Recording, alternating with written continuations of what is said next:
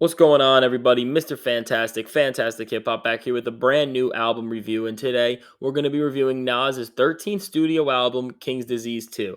Now, following up his critically acclaimed Grammy winning album, King's Disease, the expectations are pretty high going into this record as Nas's last album was considered his best in nearly a decade. Now, with features from Eminem and Lauryn Hill, while also being executive produced by Hit Boy again, will Nas be able to add another gem to his catalog, or will he prove that his comeback was a fluke? Throughout the record's opening leg, we see Nas continue to show that he's evolving with the times. The pressure sets the perfect tone for what to expect, with its soft instrumental coding, which contains some nice sweet harmonizing from Don Tolliver and some boisterous boom bap drums to top it off. Now, on Nas's side of the spectrum, his smooth delivery and potent subject matter make for a combination that's easily accessible but difficult to grasp. Now, the next track, Death Row East, follows the same sonic formula, but instead shows us Nas telling a linear tale about how he and Tupac ended up squashing their beef before the legendary icon passed away. Now, hearing Nas touch on this subject after his never released diss on Pac surfaced last summer, it was nice to see Nas's firsthand account of their entire past and how they ultimately ended off on good terms. Now, with the track's 40 side and Rare's second half, we see Nas dabble into the trap realm again. Now, although the trap infused cuts on King's Disease 1 sounded a lot better and were more exciting with features from big names like ASAP Ferg, Big Sean, 5 Foreign, it's still very cool to watch Nas demolish and eat up these simply structured soundscapes. Now, adding to this portion of the record, the track YKTV, or You Know the Vibes, is an apparent attempt at a hit song between its radio friendly beat and features from both the Bronx's A Boogie with the Hoodie and California's YG. Now, in regards to being a hit, this cut is actually quite solid between its rowdiness, its star power, its chemistry. It's overall very fun, but in the actual feel of the LP, this track just feels super disjointed and meaningless.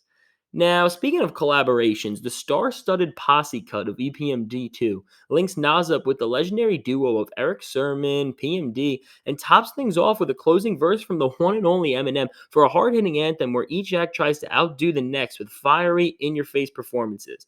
While Nas definitely did outshine all of his guests here, EPMD's chemistry filled performance and M's extensive monologue were fascinating to watch unfold despite their flaws. And I know you guys have been waiting for me to grill this Eminem verse, but I'm actually not going to do that.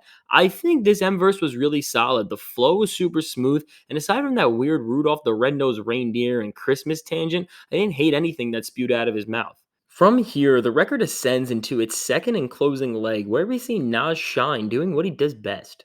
Rapping over blissful and vibrant instrumentals, tracks like Store Run show Nazir unraveling the levels of thoughts within his mind, peeling layer by layer, the wordplay, the jagged lyricism, everything is so potent. There isn't really a strong overall message through these tracks, but the small ideas that Nas excretes are just so smart, they're so clever, and it really is something that only he can do.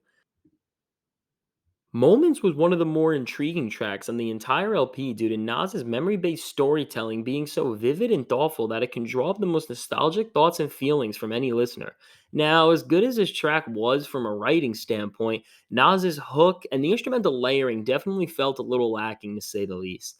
Now, on top of Nas's great pair of verses, Nobody is definitely King's Disease 2's surefire standout track due to its absolute verse of the year candidate from the one and only Miss Lauryn Hill.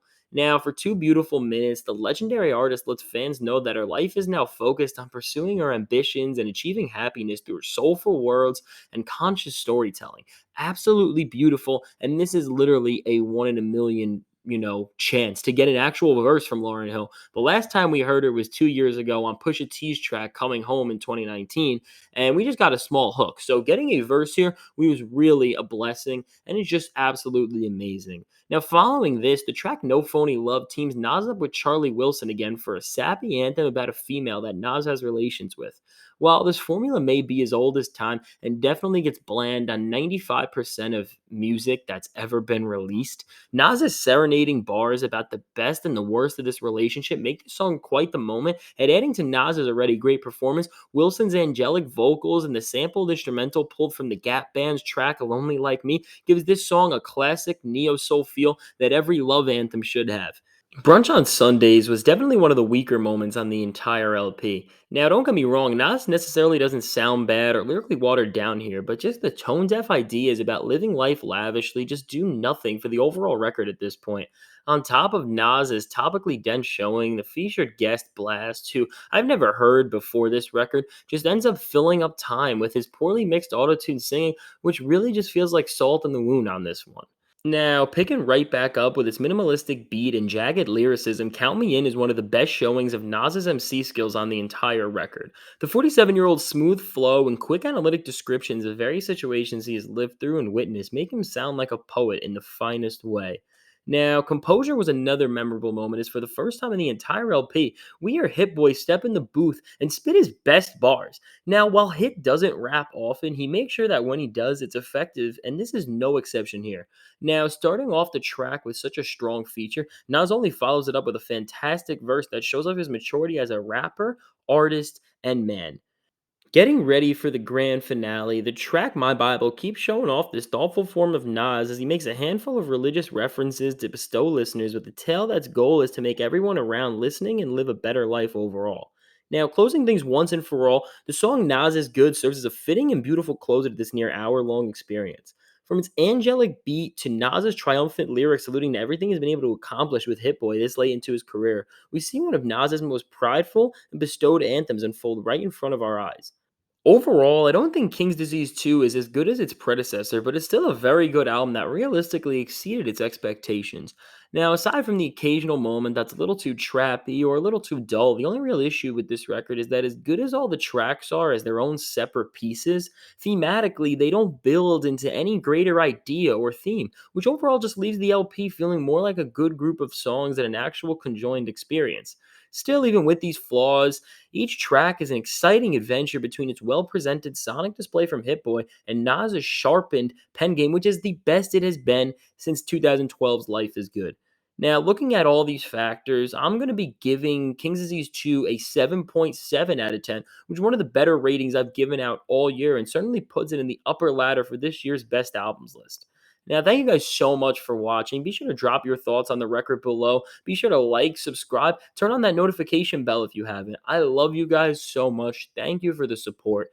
Mr. Fantastic, Fantastic Hip Hop, signing out. Have a great day. Peace.